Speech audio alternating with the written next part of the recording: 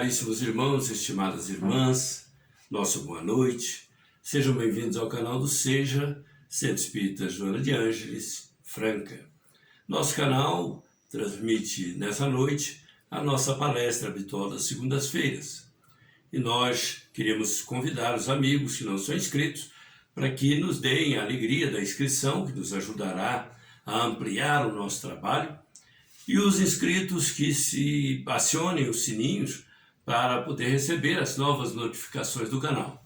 E ao final, se acharem que esse trabalho valeu a pena, nos deem o seu like, que será de grande importância para o fortalecimento do canal e do próprio trabalho. Nosso tema dessa noite dá sequência nos assuntos das nossas palestras anteriores, que era desvios de rota e caindo porém em si. Ao final do nosso trabalho do Caindo porém em si, nós falávamos que Jesus disse naquela parábola do filho pródigo que ele, caindo porém em si, desejou voltar. E esse desejar voltar é o caminho de volta que todos nós temos que fazer quando saímos da rota certa, quando nos desviamos dos caminhos certos, quando tomamos rumos estranhos àquele que era a trajetória desejável, a trajetória ideal para a vida reta, a vida digna, a vida de triunfos, não somente sucessos financeiros e materiais, mas de triunfos espirituais. Quando o espírito, independentemente das condições que encontra de materialidade na vida social, na vida humana, ele tem valores que transcendem tudo isso e faz com que ele tenha um crescimento espiritual bem interessante, sobretudo um crescimento significativo na sua trajetória, desde o berço até o túmulo.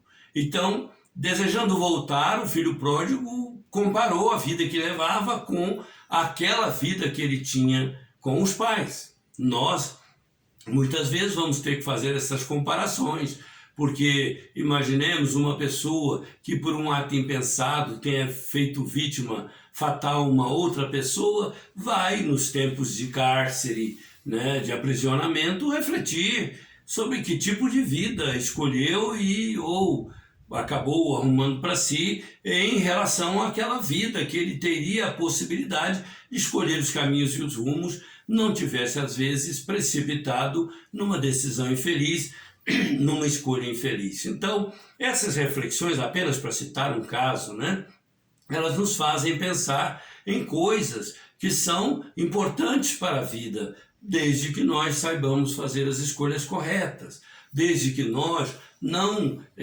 nos desviemos dos caminhos recomendados pelo Cristo, dos caminhos que a dignidade recomenda, que a honestidade recomenda, que a fraternidade nos recomenda, enfim, os caminhos que o espírito precisa trilhar, conduzindo seu corpo desde o berço até o túmulo, pelas trilhas corretas indicadas pelo Criador.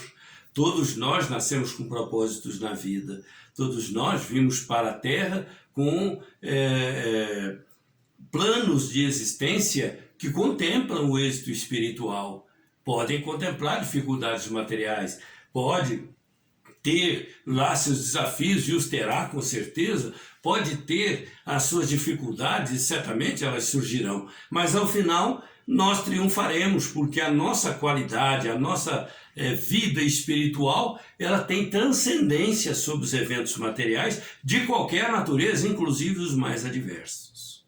Mas eu me lembrava em fazer o caminho de volta que o filho pródigo desejou fazer, quer dizer, ele desejou voltar à casa do pai, à casa da família, e nós também, às vezes, temos que fazer um exercício para voltarmos ao caminho do Pai, aquele caminho que o Criador ensejou para cada um de nós. Então, esse desejar voltar faz com que a gente reflita naquele episódio do atalho que nós tomamos para encurtar 35 quilômetros numa viagem e acabamos num lugar estranho, totalmente diferente daquele desejado. Então, os atalhos nem sempre são salutares. Os atalhos não são necessariamente convenientes. Existem atalhos perigosos, uma pessoa que escolhe um atalho para ficar rico pela desonestidade está fazendo um caminho infeliz, está cometendo um desvio da sua rota ideal.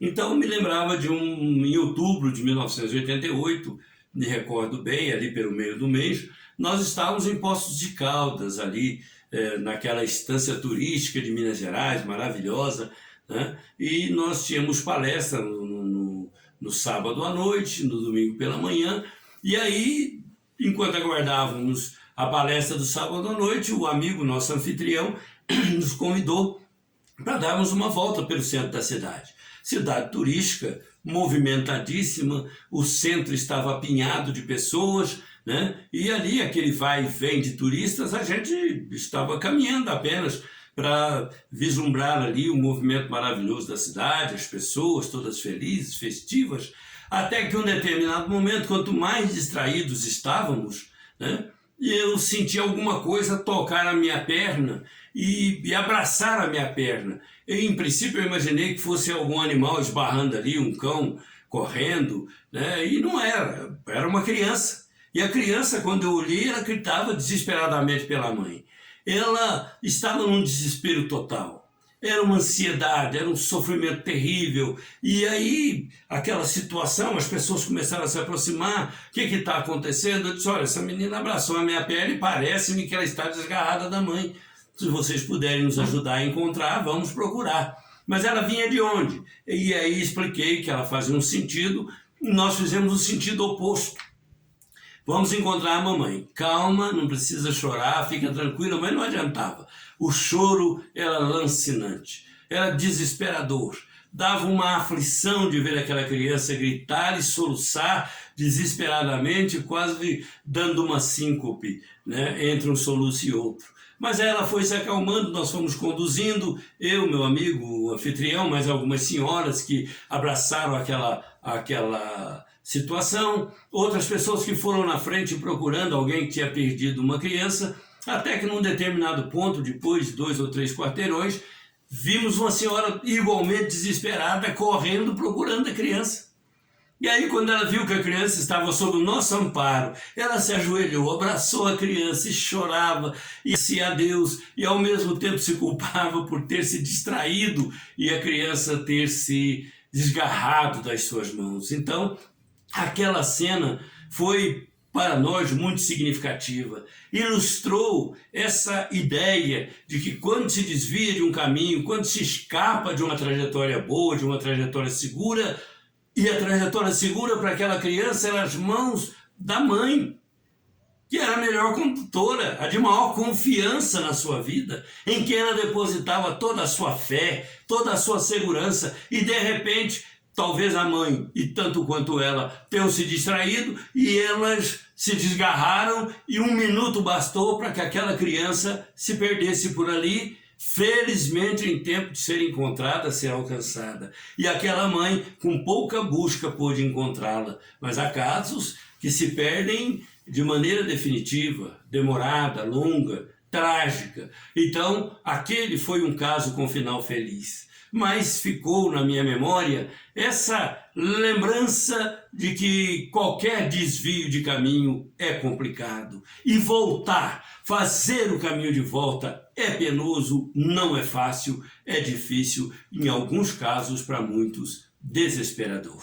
Então, aquela criança, quando encontrou a mãe, foi assim, de um sofrimento para um êxtase total. A mãe, quando encontrou a criança, foi de uma sensação de carga trágica na alma para um alívio espiritual, um alívio emocional gigantesco. Mas quero crer que o caminho de volta delas para a própria cidade, para o próprio hotel, não tenha sido fácil. As rememorações, aquele vai e vem das lembranças, o sentido de sufocação da alma, tudo isso deve tê-las acompanhado por algum tempo.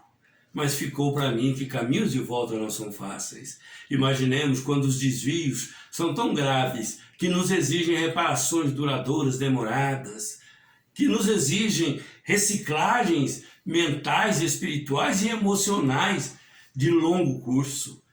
Há casos em que o indivíduo exporta para a vida espiritual passivos espirituais, passivos emocionais de desvios de caminho, desvios graves.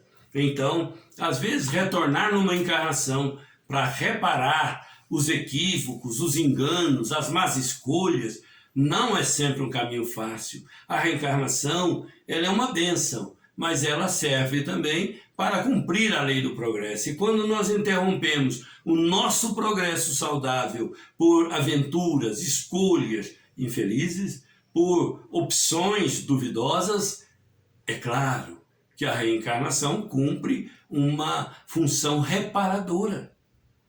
O Espírito Emmanuel diz, com muita sabedoria, numa das suas mensagens, é da lei que o devedor adormeça com a dívida, para despertar no outro dia com o dever de quitá-la.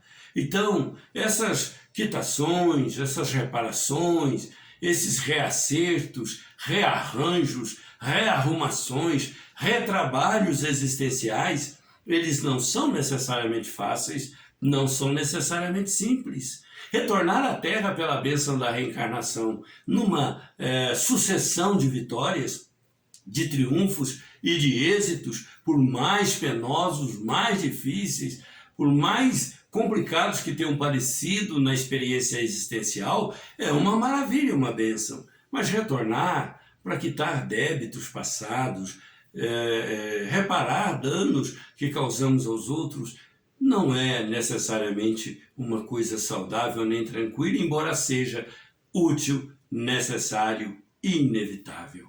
Porque a lei de causa e efeito é assim. Muitos dizem que ela é a lei do retorno. Aquilo que nós damos à vida, a vida nos devolve. Outros já dizem que é o efeito bumerangue. Nós remetemos para a vida, ele vai dar a sua volta e retorna. O tempo que ele andou voejando, fazendo as suas curvaturas no espaço, pode variar de um para outro, mas é sempre um tempo que vai acontecer. Então, de repente volta às nossas mãos todas as escolhas que fizemos, todas as opções, e necessariamente não estamos falando aqui somente das boas escolhas, estamos falando também das escolhas que não o são. Então, nossa mensagem dessa noite: não deixemos para fazer caminhos de volta, desviando-nos das rotas, aquele sofrimento daquela criança, a dor daquela mãe, a nossa própria ansiedade por encontrar a mãe e entregar a filha. Imaginemos os que estavam ajudando a mãe a procurar a filha para encontrar a filha e entregá-la à mãe. Era um sofrimento compreensível. O apóstolo Paulo, para fazer o caminho de volta, não só de Damasco, mas o caminho de volta de Damasco para Jesus, foi um caminho muito difícil, muito trabalhoso. Maria de Magdala, para fazer o seu caminho de volta, daquela vida de dissipação que ela vivia, atendendo aos apelos carnais de si mesma e dos terceiros, para ela não foi fácil, foi uma luta que ela enfrentou e travou com grande dignidade. Paulo enfrentou e travou o seu caminho de volta com grandeza, com excelência e com maravilha. Pedro pôde se redimir, fazer o caminho de volta, para se reconsiderar perante a própria consciência. Já Judas precisou fazer um caminho mais complicado. Então, nós compreendemos que todos nós, desviando-nos de qualquer caminho reto, principalmente daquele que Jesus se autodefiniu como sendo: eu sou o caminho, a verdade e a vida. Desviando-nos desse caminho, com certeza teremos que fazer um caminho de volta.